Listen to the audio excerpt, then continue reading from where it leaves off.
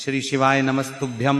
महाराज, जैसा कि आप सभी जानते हैं कि 15 फरवरी को है महाशिवरात्रि, और जो भी भक्त इस दिन पार्थिव शिवलिंग बनाकर उनका रुद्राभिषेक करने वाले हैं, तो आप सभी लोगों के मन में इस पूजन को लेकर के बहुत सारे सवाल उठ रहे हैं, जिनका जवाब आपको इस वीडियो में मिल जाएगा। साथ ही महाराज, बहुत सारे लोगों को पूजन की जो सामग्री है वो समझ नहीं आ रही थी, जिस वजह से इस वीडियो में हम आप लोगों को जो पूजन सामग्री है वो फोटो के माध्यम से दिखाने वाले हैं कि आप लोगों को गेहूं के दाने लेने हैं तो वो कैसे लेने हैं, चावल के दाने लेने हैं तो वो कैसे लेने हैं, पार्थिव शिवलिंग बनाना है तो वो कैसे बनाना है, कमल गट्टे कैसे होते हैं, पार्थिव शिवलिंग बनाना है तो वो कैसे बनाना है, धतूरा कैसा होता है। ये सारी चीजें आप इस वीडियो में फोटो के माध्यम से देख सकते हैं और अच्छे से समझ सकते हैं, जिससे कि आपको जो पूजन सामग्री है वह बहुत अच्छे से समझ आ जाएगी। इसी के साथ में जो लोग पहली बार इस पूजन को करने वाले हैं, उनके लिए भी यह वीडियो बहुत ही उपयोगी होने वाला है। तो इस वीडियो को आप लोग पूरा जरूर देखें, आपको सारी बातें समझ आ जाएगी और आप इस पूजन को बहुत अच्छे से कर पाएंगे।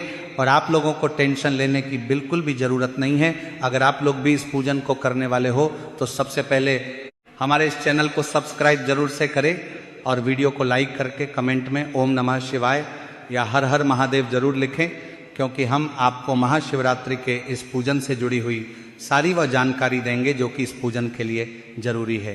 तो भक्तों, सबसे पहली और महत्वपूर्ण बात कि जिस तरह से सावन शिवरात्रि के पावन अवसर पर ऑनलाइन रुद्राभिषेक पूजन का आयोजन कराया जाता है, जिससे दूर दराज के भक्त भी घर बैठे इस पुण्य अनुष्ठान में सम्मिलित हो सकें, लेकिन भक्तों, महाशिवरात्रि के अवसर पर ऐसा ऑनलाइन पूजन सामान्यतः आयोजित नहीं किया जाता है।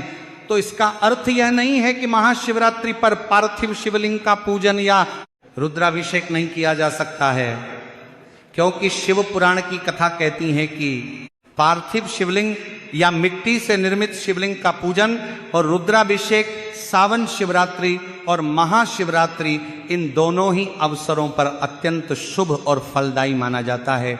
इसलिए जो भी भक्त आने वाली इस महाशिवरात्रि पर भी यह पूजन करना चाहते हैं, वे अपने घर पर शुद्ध मिट्टी से छोटा पार्थिव शिवलिंग बनाकर श्रद्धा भाव से भगवान शिव का अभिषेक और पूजन कर सकते हैं।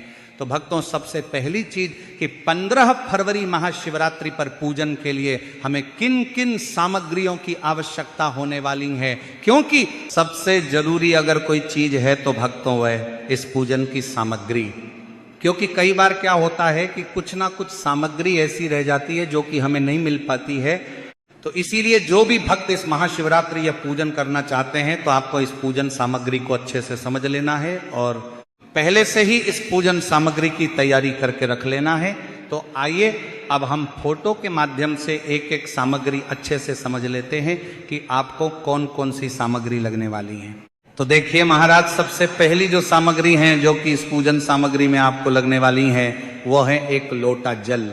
अब एक लोटा आप सादा जल भरकर रख लेना, और जरूरी नहीं है कि आप एक लोटा ही भरकर रखो, आप इस एक लोटा के साथ में आप और कोई सा भी पात्र रख सकते हैं, ताकि अगर एक लोटा जल आपका खत्म हो जाए तो आपको उठना ना पड़े, आप लोग वहीं के वहीं दूसरा लोटा भी अपना ले सको। तो महाराज, एक लोटा तो आप जल भर के रख ही लेना, साथ ही में और भी थोड़ा बहुत जल जो है वो किसी और पात्र में अलग से रख लेना, क्योंकि एक लोटा जल जब भी आप पूजन करने बैठे तो उसमें आपको बार बार उठना नहीं है। अब महाराज, इसके बाद अगली जो सामग्री है जो आपको लेनी है वो है 21 गेहूं के दाने। तो आप गेहूं के दाने स्क्रीन पर देख लो कि इस तरह के जो गेहूं के दाने होंगे वो आप लोगों को लेने हैं।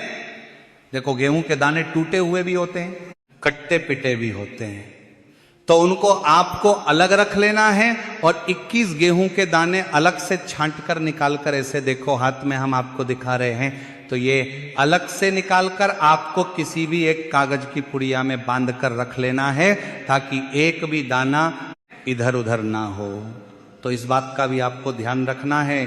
अब महाराज, अगली सामग्री जो कि सामने स्क्रीन पर हैं, चावल के दाने आपको कैसे दिख रहे हैं? बिल्कुल साबुत दिख रहे हैं, साफ दिख रहे हैं और लंबे लंबे दिख रहे हैं। तो जो 108 चावल के दाने हमें लेने हैं वह साबुत लेने हैं, यानी कि जो चावल के दाने आप लेंगे इस पूजन में, वह ना तो टूटे हुए हो ना कटे पिटे हो और ना वह दाग वाले हो। बिल्कुल साबुत चावल के दाने आपको लेने हैं। अगर आपके घर में वैसे चावल के दाने ना हो तो थोड़े से चावल के दाने 20 से 30 रुपए के आप लोग दुकान से, किराने की दुकान से जाकर ले आना। उसमें कोई भी दिक्कत वाली बात नहीं है, क्योंकि इस पूजन में आप अच्छी से अच्छी चीज का प्रयोग करना। उसके बाद में अगली जो सामग्री है वह है यहाँ पर हमारी काले तिल। देखो, काले तिल भगवान शिव जी पर जब आप चढ़ाते हो तो प्रयोग में आती रहती है, तो बहुत सारे लोग जानते हैं। तो इस तरह की जो है ये काले तिल है, ये आपको पूजन वाली दुकान पर आराम से मिल जाएंगे। उसके बाद में महाराज अगली जो सामग्री है वह है कमल गट्टे। अब आप लोग देख सकते हैं ये होते हैं कमल गट्टे। अगर आपको कुछ समझना है, कमल गट्टे काकी कमल गट्टे कैसे होते हैं, तो मात्र आपको कुछ नहीं करना है। पूजन वाली दुकान पर जाकर कमल गट्टे का बोल देना है, वो आपको कमल गट्टा निकाल कर दे देंगे। तो भक्तों, इसी तरह के जो है वह कमल गट्टे होते हैं, काले कलर के होते हैं और गोल गोल होते हैं। अब महाराज इसके बाद में जो अगली सामग्री है वह है हमारी किस काली मिर्ची के दाने हैं। देखो, ये काली मिर्ची है, ये आपकी रसोई घर में आपको आसानी से मिल जाएगी, पर अगर ना भी हो तो ये किराने की दुकान पर आप लोगों को आराम से मिल जाएगी। तो कितने दाने लेने हैं आपको? 21 काली मिर्ची के दाने लेने हैं। उसके बाद में अगली जो सामग्री है भक्तों वह है धतूरा। तो सिर्फ एक धतूरे की आपको इस पूजन में आवश्यकता होगी, तो आप एक से ज्यादा भी ले सकते हो, पर एक कम से कम एक धतूरा तो आप लोगों को लाना पड़ेगा, जो कि आपको फूल माला वाली दुकान पे आराम से मिल जाएगा। तो एक धतूरा यहाँ पर आप लोगों को लेकर रखना है। उसके बाद में अगली जो सामग्री है वो है भक्तों शमी पत्र। अब देखो, शमी पत्र जो है बहुत सारे लोग नहीं जानते हैं, तो गलत पौधे की जो है पत्तियां लेकर आ जाते हैं। तो देख लो ध्यान से कि शमी पत्र में बिल्कुल पतली पतली पत्तियां होती हैं, छोटी होती हैं, और इसमें एक कलर का जो है फूल भी लगा हुआ होता है। तो ये होता है शमी पत्र का वृक्ष, और यही शमी पत्र आप लोगों को लेकर आनी है। तो 7 जो डगाल होंगी शमी पत्र आप लोगों के शमी पत्र का पत्र की वह लेकर आनी है।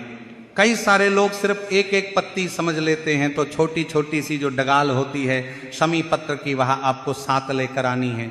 तो कितने शमी पत्र लेना है? 7 शमी पत्र लेना है। उसके बाद में अगली अगर सामग्री की बात करें तो महाराज वह है बेलपत्र। देखो, बेलपत्र आप लोग सामने देख सकते हो। तो आपको ये जो बेलपत्र है बिल्कुल साबुत लेनी है, कटी पीटी वाली नहीं लेनी है। तो यहां पर आपको कुल मिलाकर 7 बेलपत्र अलग से छांट कर अच्छे से निकाल कर रख लेना है। कितनी 7 बेलपत्र यहां पर आप लोगों को लेना है। उसके बाद में महाराज लाल कलर के फूल। तो देखो, एक ये फूल होता है लाल कलर का, और भी बहुत सारे होते हैं, और गुलाब का होता है। तो महाराज हम तो आपसे कहेंगे कि आप ज्यादा ढूंढने फिरने का काम करना ही मत, आप सीधा गुलाब के फूल खरीद कर लेकर आ जाना। कितने फूल चाहिए हमें?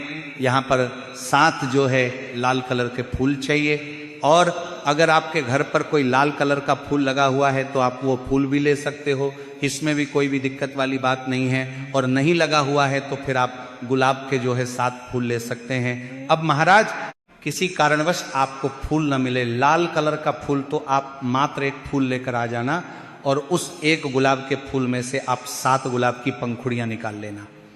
ये हम उस स्थिति में बोल रहे हैं जब आपको लाल कलर के गुलाब का फूल ज्यादा ना मिले, एक ही फूल मिला गया, तो उसमें से गुलाब की पंखुड़ियों को 7 मात्रा में आप लोग तोड़कर रख लेना। तो आप यह भी कर सकते हैं। उसके बाद में अगली जो सामग्री है भक्तों वह है हमारे सफेद फूल। देखो, ये सफेद फूल होते हैं जो कि शिवलिंग पर चढ़ते हैं। और अगर आपके पास और कोई सा ऐसा फूल है सफेद जो शिवलिंग पर चढ़ता हो, तो आप कोई से भी 7 सफेद फूल जो है पूजन के लिए आप लोग अलग से निकाल कर रख लेना। उसके बाद में महाराज अगली जो सामग्री है वह है दूध, दही, घी, शक्कर और शहद।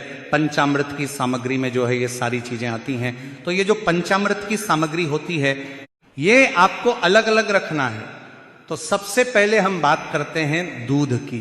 तो जो दूध आप लोग लोगे वो पैकेट वाला नहीं लोगे, थैली वाला नहीं लोगे ना, भैंस का लोगे वो लोगे। आप लोग शुद्ध देसी गाय का दूध, आप लोग गाय सामने देख सकते हो, दूध भी सामने देख सकते हो। तो ये हमने आपको जानबूझकर ऐसे बता रहे हैं ताकि आप लोग ध्यान रखो कि आप लोगों को इस पूजा में शुद्ध देसी गाय का दूध लेना है।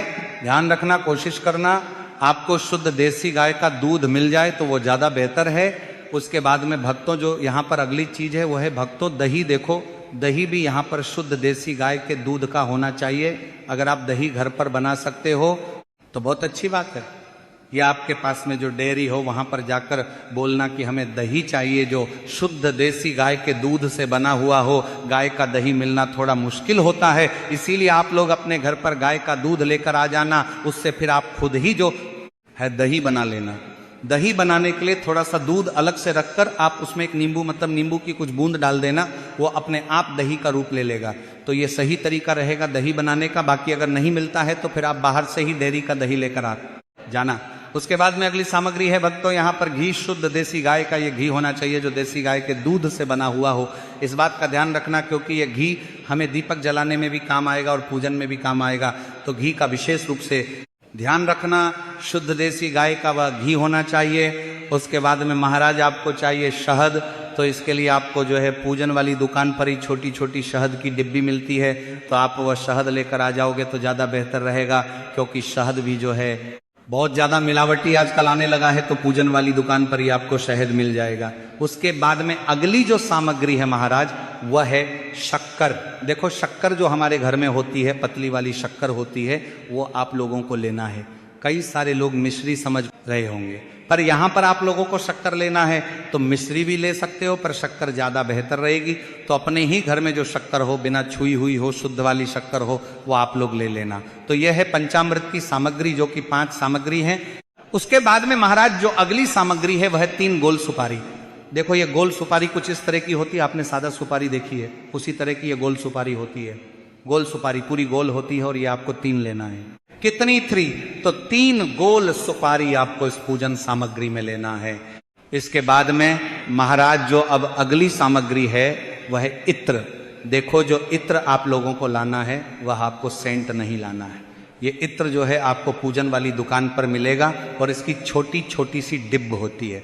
अब कौन सा आपको इत्र लेना है वो आपके ऊपर है। मोगरा लेना चाहते हो कि गुलाब का लेना चाहते हो, कौन सा लेना चाहते हो वो आप अपने हिसाब से ले लेना। पर इसकी छोटी छोटी सी डिब्बी आती है जो कि पूजन वाली दुकान पर मिल जाती है, तो ये आपको लेना है इत्र। उसके बाद में जो अगली सामग्री है वह है हमारी रोली। तो देखो रोली एक टिके का रूप होता है, यानी कि रोली जो होती है वह लाल कलर की होती है और इससे तिलक किया जाता है। तो आपको क्या करना है, रोली की एक डिब्बी आती है जो कि आपको पूजन वाली दुकान पर मिलेगी, शुद्ध वाली अच्छी वाली रोली आप लोग ले लेना। उसके बाद में भक्त आपको लेना है मोली। कई सारे भक्त रोली और मोली को एक ही समझ लेते हैं, पर दोनों अलग अलग होती हैं। तिलक के रूप में होता है, रोली की एक डिब्बी आती है, और मोली क्या होता है, धागा होता है, लाल कलर का धागा होता है जो कि आप अपनी हथेली में बांधते हो। तो मोली जो है लच्छा या लाल कलर का धागा होता है, हाथ में बांधने वाला तो मोली। आप लोगों को एक गट्ठा उसका पूरा ले लेना है जो कि 10 रुपए तक आएगा, तो वो आपको ले लेना है। तो आपको रोली की एक डिब्बी ले लेना है और मोली जो होगी या कलावा जिसे आप लोग कह सकते हो, उसका एक पूरा गट्ठा ले लेना है जो कि 5 से 10 में आपको आराम से मिल जाएगा। उसके बाद में अगली जो सामग्री है महाराज वो है गंगा जल।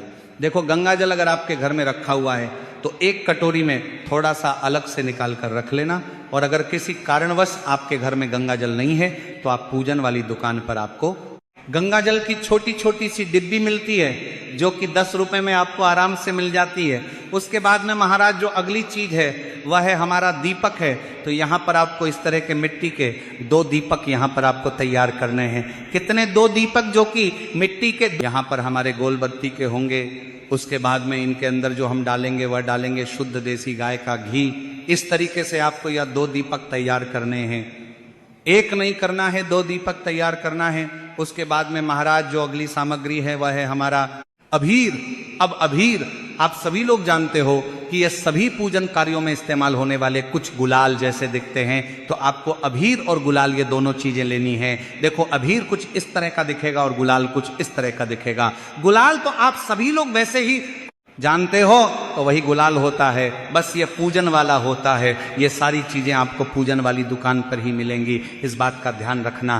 तो ये है हमारा अभीर और ये है हमारा गुलाल। तो अभीर और गुलाल दोनों आप लोगों को जो है इस पूजन में लेना है। इसकी पैकेट आती है तो आप अपने हिसाब से पैकेट ले लेना छोटी छोटी। उसके बाद में महाराज जो अगली सामग्री है वह है हमारा कपूर। अब देखो कपूर जो है किस लिए ले रहे हैं हम लोग, ये हमारी विशेष रूप से पूजन आरती के लिए ले रहे हैं। तो कपूर की कुछ इस तरह की गोलियां आती हैं और इस गोलियों को ही जो है एक डिब्बी के रूप में आप लोगों को दिया जाता है, जो कि आपको पूजन वाली दुकान पर आराम से मिल जाती है।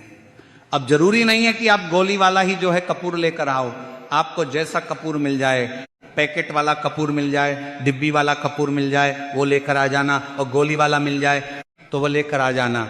पर कपूर भी यहाँ पर हमें लगने वाला है, तो एक पैकेट या एक डिब्बी आप कपूर की लेकर आ जाना। उसके बाद महाराज जो अगली सामग्री है वह है हमारा चंदन। देखो यह है पीला चंदन है, तो एक आपको पीले चंदन की डिब्बी ले लेनी है। और ध्यान रखना, अच्छी से अच्छी चंदन की डिब्बी ले लेना, आप सस्ते वाली चीज मत लेना, क्योंकि सस्ती वाली चीज हमेशा मिलावटी चीज आती है। तो आपको चंदन अच्छा वाला लेना है, और अगर चंदन आप लोग खुद घिस कर बना सकते हो तो और अच्छी बात है। बाकी आप लोगों को पूजन वाली दुकान पर ये इस तरह की डिब्बी जो है वो मिल जाएंगी। ये पीला चंदन है, इसके बाद में आपको लाल चंदन भी लेना है। तो पीले चंदन की एक डिब्बी अच्छी वाली और लाल चंदन की एक डिब्बी अच्छी वाली है, तो इस बात का ध्यान रखना, पीला और लाल चंदन आपको दोनों लेना है। उसके बाद में महाराज अब जो अगली सामग्री है वह है जनेऊ। तो देखो ये इस तरह का जनेऊ हमें कुछ दिखता है, जो कि हम भगवान शिव जी पर भी चढ़ाते हैं। आप सभी लोगों ने देखा ही होगा, तो ये आपको 2 लेकर आने हैं। जनेऊ कहते हैं इन्हें, जो कि आपको पूजन वाली दुकान पर आराम से मिल जाएंगे। उसके बाद में महाराज आपको लानी है लौंग। तो लौंग आप 5 से 10 रुपए की आप थोड़ी बहुत रख लेना। 5 लौंग की आवश्यकता पड़ेगी, और 5 ही जो है हमें यहाँ पर इलायची की आवश्यकता पड़ेगी। तो 5 आप लौंग अपनी सामग्री में रख लेना, और 5 आप लोग इलायची अपनी पूजन सामग्री में यहाँ पर रख लेना। उसके बाद में महाराज जो अगली चीज है वह है हमारे फल। अब देखो फल में आप लोग ऐसा नहीं है कि 5 अलग अलग आपको फल लेकर आने हैं। तो इस पूजन में हमें 5 फल लेकर आने हैं। तो 5 आप फल ऐसे ला सकते हो जैसे 5 केले लेकर आ गए, या तो सेब फल लाना चाहते हो तो 5 सेब फल लेकर आ गए, या जो इस मौसम में जो फल चल रहे हैं, ध्यान रखना है इस मौसम में जो फल चल रहा है उन्हीं फलों का चुनाव, इनमें से कोई भी एक फल आपको चुनकर जो है वह फल लेकर आ जाना है। जैसे केला सबसे बेहतर है या सेब फल सबसे बेहतर है, तो यदि आप केला ला रहे हो तो 5 केले ले आना, और सेब फल ला रहे हो तो 5 सेब फल ले आना। उसके बाद में महाराज जो अगली सामग्री है वह है हमारी मिठाई। अब देखो मिठाई में बहुत सारे लोगों को कंफ्यूजन है कि घर पर हम मिठाई कैसे बना लेंगे, तो घर पर तो हमें बहुत दिक्कत होगी। तो देखो मिठाई का रूप ये है, मिठाई कहने का मतलब ये है कि आप भगवान की इस पूजन के लिए मीठे के रूप में कुछ भी बना सकते हैं, चाहे वह चावल की खीर बना लो, चाहे साबूदाने की खीर बना लो, या कोई भी ऐसी चीज बना लो जो कि आप अपने घर पर मिठाई के रूप में मीठे में कुछ बना पाओ। और अगर नहीं बना पा रहे हो और आपने एकदम से जो है आप इस पूजन को करने का सोचा है, तो उस जगह पर फिर आप बाहर से किसी ऐसी दुकान पर जाना, अगर आप मिठाई भी लेने के लिए जा रहे हो जहां पर शुद्धता का विशेष रूप से ध्यान रखा जाता है, अच्छी मिठाई मिलती हो। अब महाराज यहां पर भी लोगों के प्रश्न आते हैं कि मिठाई हम कौन सी लेंगे, क्या मावा की मिठाई लेंगे या लड्डू लेंगे या कौन सी मिठाई लेंगे।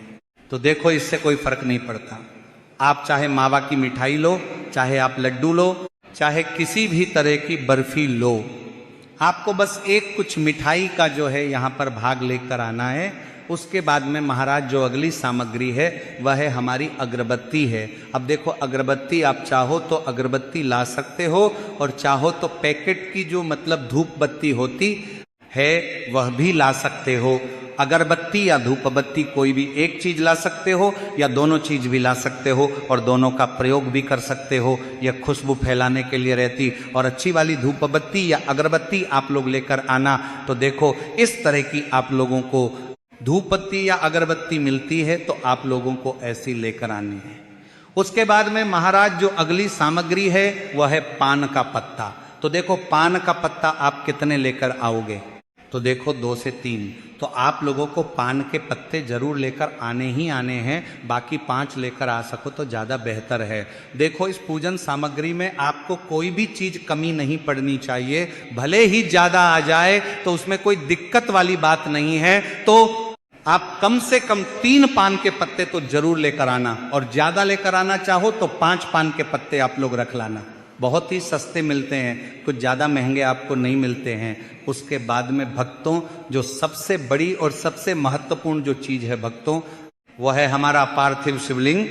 तो पार्थिव शिवलिंग देखो, या आप अभी सामने फोटो पर स्क्रीन पर देख लो, इस तरह का आप लोगों को शिवलिंग बनाना है। अब आप कहोगे कि इस तरह का हम शिवलिंग कैसे बनाएंगे, हमसे इतना अच्छा नहीं बनेगा। तो जरूरी नहीं है कि आपको इतना अच्छा डिजाइन से शिवलिंग बनाना है। आपसे जैसा शिवलिंग बनता है आपको वैसे बनाना है, और शिवलिंग बनाने की टेंशन आपको अभी से नहीं लेना है। हम आपको एक पूरी शिवलिंग बनाने की वीडियो अलग से बनाएंगे कि आपको जो है शिवलिंग कैसे बनाना है, क्योंकि पार्थिव शिवलिंग को बनाने की एक विधि होती है। उसी विधि से आपको यह पार्थिव शिवलिंग बनाकर तैयार करना है। और ये जो पार्थिव शिवलिंग है ये आपको पूजन से पहले तैयार करके रख लेना है। और पूजन है आपको महाशिवरात्रि पर शाम को प्रदोष काल में ही करना है। तो विशेष रूप से इस पूजन में हमें सिर्फ एक ही पार्थिव शिवलिंग यहाँ पर हमें बनाना पड़ेगा, जो कि मिट्टी से बनेगा।